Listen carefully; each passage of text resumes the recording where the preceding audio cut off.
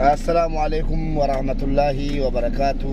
جرتو أبليوان كينيا بيا دنيا رتلقم تنو بغانا غاتا تني بغانا وجرات سنين جنة نس نغا كينيا الحمد لله أكم سنتين والكتان كنا egaan hordoftoonni koo kabajamoon guyyaa lama sadiif sinjalaa badeen jira xiqqoo jireenyumatu biijiine godhee waa'ee koorra waa'ee dhuma namaatu biijiine godhee nan sinirraa badee namoonni hedduuni waatsaappiidhaan ergaa garaagaraa naa keessanii jirtu namoonni danuun lakkoofsa qabdanu adaraa keessan obboleewwan koo yeroo waatsaappii na dubbiftanu isin qofan fakkeenyaaf Samiiraa kan jedhamtu yookiin Faatumaa kan jedhamtu qofa na dubbisa isinitti fakkaatini obboleettii koo waatsaappiidhaan na dubbistee deebisiin afee jiru dhiifaman si gaafadha sababni isaas nama tokko lamaa miti kan waatsaappiidhaan na dubbisu wallaahi namoota 100 yoo xiqqaate guyyaatti nama 100 oltu waatsaappiidhaan naa dhufaa oola gariin na dubbisaa gariin rakkoo adda addaa maallaqa nyaatamee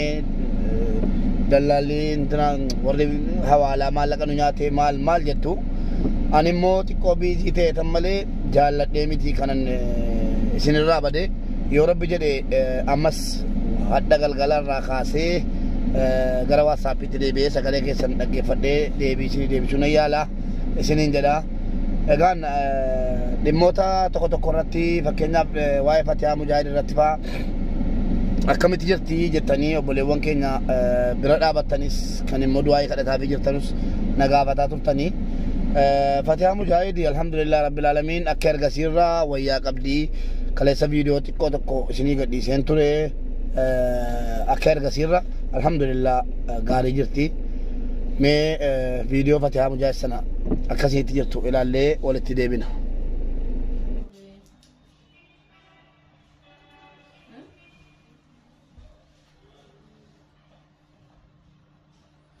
ما شاء الله تبارك الله والله ربي يرتسها جبيسو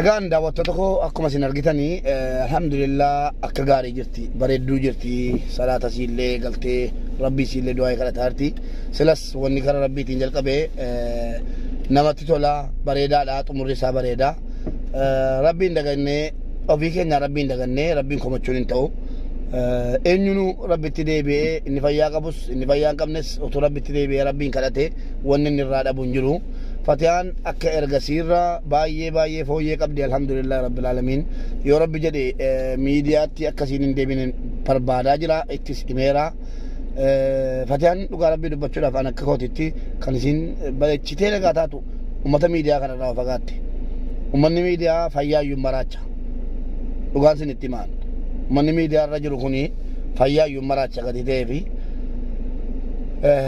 ummata miidiyaa jala dabuun barbaachisaa ta'e argameera kanaaf anni akka ergasii viidiyoo si waraabee isiniin finne yoo rabbi jedhe akka carraa ta'ee bareechitee wayyooftee viidiyoo tokko kan xumuraatiif gara kootiin isinii fidee dhufeetanii akkasinitti jirtu isin hubachiisa kanarratti immoo dhugaa rabbii dubbachuudhaaf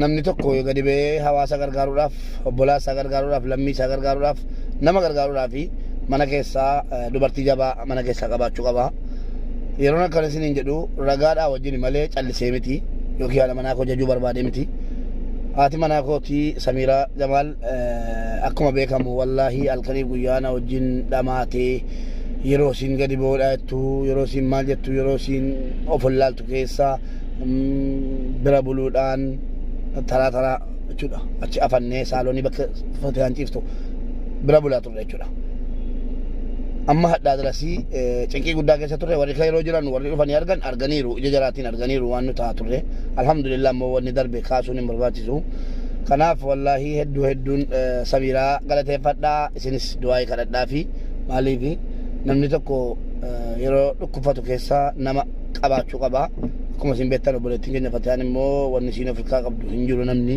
isiin Afrikaa qabdus ta'e wanni isiin Afrikaa qabdus hin jiru alhamdulillah garuu akkuma ta'etti immoo dandamannee utuu walitti mufatiin utuu walitti salacha'in hadha geenye jirra egaa waa'ee fatihaatiin qabee wannan isinitti barbaadu obboleewwan koo adaraa keessan yoo danda'ame shamarran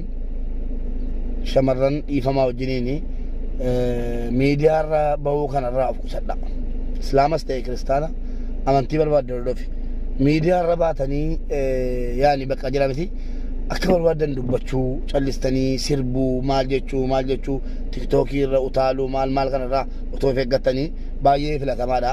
Maaliif zamanni akhiru zamaanirra zamanni xumuraa jira kanas callimnee silaa sa'aatii rabbiin abbannee rabbii keenya galateeffachuu qabnu keessa ol baanee argaa jirtu ijoollee lammiileen keenya Saudi Arabiyaatti hadha waggaa lamaaf mana hidhaa keessatti waan jirataa jiran argaa jirtu. Sa'aatiin kun jaraaf du'aa barbaachisa. Akkasumas lammiileen keenya Suudaanii keessatti illee inuma callimne kan Saudi Arabiyaa caalaadhaaf callimne malee Suudaanii keessatti illee rakkoo hamaa keessummeessaa jiru. Akkasumas Liibiyaa keessatti peejiin koo Liibiyaa ture argitaniittu Liibiyaarraa peejii kootiin isinii darbaa ture rakkoo hamaa keessa jiru. Bakka adda addaatti lammiileen keenya rakkoo hamaa keessa jiru. Yaa Rabbi jara qaqqabii jedhaa du'aa kadhataa amma danda'amen jechuudha. Akkasitti deemuutu gaariidha. Darbee gaa rakkoon hedduun mul'ataa jira. Akkasuma obboleewwan keenya kan Liibiyaa keessatti qabamanii dararaa hamaa keessa jirantu jiru. Wanni hin taane hin jiru. Waada nuun irratti ta'aa jira. Alhamdulillah jechuun immoo waan namarra ga'u irratti alhamdulillah jechuun barbaachisaadha. Kanaaf obboleewwan keenya bakkuma jirrutti du'aa walii fagoonu haalli fatihaan keessa jirtu haala gaariidha. Alhamdulillah rabbil alamin isiniin jedha. Mee Samiiraan immoo waan jettu yoo qabaatte daqiiqaa tokko gaafadheetanii Samiiraa maal dabalta? Salaamtaa jedhiitii bulaa keetiin. Assalamu alaikum warahmatullahi wabarakatuh. Akkam jirtu nagaadha. Nagaa keenya alhamdulillah. Waa'ee fatihaan alhamdulillah amma bareeda jirti. Wallaahi amanuuyyuu nama siisu. Fayyitee dhumayyuu yaani bareedduu jirti jechuun keenya ana mataa kootan ana nama siisu akkisiin keessa turte. Garuu amma alhamdulillah bareedduu jirti galatoomaa warri gaafataa turtan warri cinqamaa fi turtan. Galatoomaa ulfaadhaa galanni keessan guddaadha. Warri du'aa kadhataa fi turtanis du'aan keessan qeebalamee jira.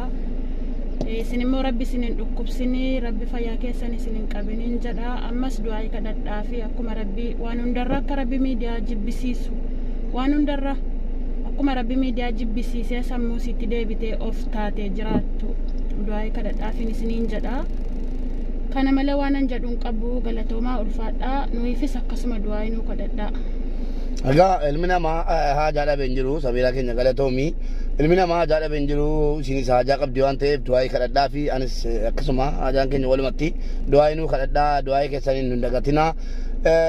Ammas immoo wannan isinii dhaamu akkuma isin jettee fatihaan miidiyaa jibbuu qabdi. Miidiyaa kana immoo akkasiin jibbitu kan godhu nuyi waliin taane akkasiin jibbitu gochuu danda'u qabna. Maaliif kanas bakka miidiyaan hin barbaachisu dhiibbaa guddaa irratti uumeera isiin hin beektu malee dhiibbaa guddaa irratti uumeera miidiyaan. Kanaaf akkasiin miidiyaa baqattu inshaallah walumaan taasifna akkasiin jibbitu gorsinee walumaan taasifna isiniin jedha. Galatoomaa ulfaadhaa karaa deemaa jirra. Yeroo gaarii naa qabaadhaa walitti deebineerraa warri yuutuubiis warri kaanis obboleewwan keenya Saudi Arabiyaatiifis sagalee ta'uudhaaf carraa arganneerra walitti deebineerraa. Inshallah kana keessan biizii ta'e isin jalaa bade warri waatsaappii dhiifamaa isiniifan deebisaa. Yeroo immoo naa keessan ergaa naa keessanuu gabaabsaa naa kaa deeqaa 8 deeqaa 10 deeqaan tokko gahaadha kalas ergaa keessan gabaabsaa naa kaati waan jiru waliin furataa akkuma ergasitti wal gargaaraa deemnan isiniin jedha. Hunduma keessan rabbiif jecha isin jaalladhaa. Galatoomaa ulfaadhaa yeroo gaarii naa qabaadhaa.